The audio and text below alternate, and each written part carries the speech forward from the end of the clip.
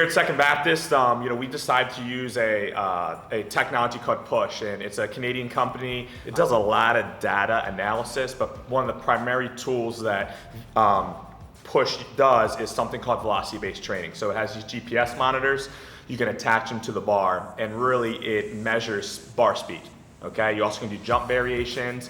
And so really what the important thing is for our athletes is, most importantly, we're not training weightlifters, we're training athletes. And so what's really important about strength conditioning, especially enhancing performance out there, is power. And so power is the most important thing.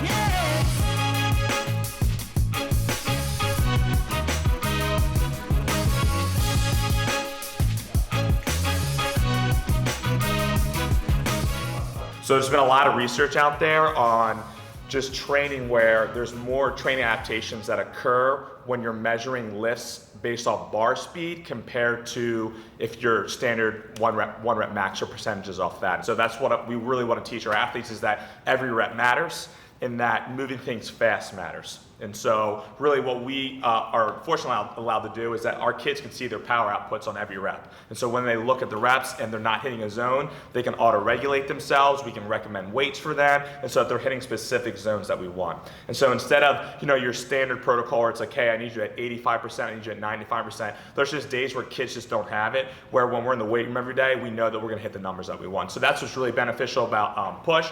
We also get daily readiness surveys on them, so they come in, they type in a survey.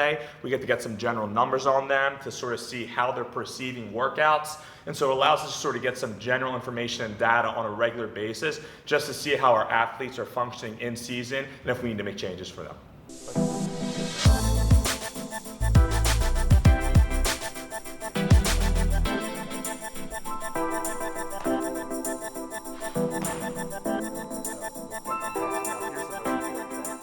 And one thing we're really noticing already is just when these kids get a automatic feedback right away, they're just like, wow, like I wasn't doing that fast enough. And so a lot of things, especially with our kids, is that sometimes they think they're in fifth gear or that top gear when they're really in third. And so what really is beneficial with our kids is they're understanding, wow, like I have more in the tank and I can do things faster. So just from an analyst perspective, it's just really important just because it just gives those kids feedback just every time.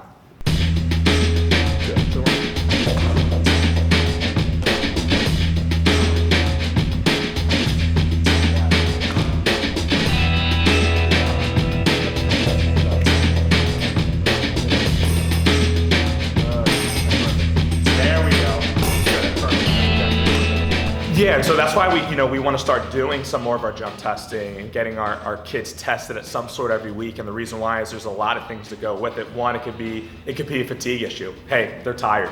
Maybe we try to manipulate something in the weight room. It also could be for me, it's like, hey, my program's not working. What do I need to change to make sure that we're creating these adaptations? And then thirdly, it's just it just gives kids just the ability to sort of just score themselves and see from a regular basis. But yeah, no, it's really important. So yeah, I would say those are probably the main two reasons. Just like, hey, we can check to see a daily readiness to see, hey, like, are we doing our job? Are these kids fatigued? Do we need to change anything? Or it could be like, hey, like, maybe we need to manipulate our program to sort of try to get those numbers to trend in the right direction.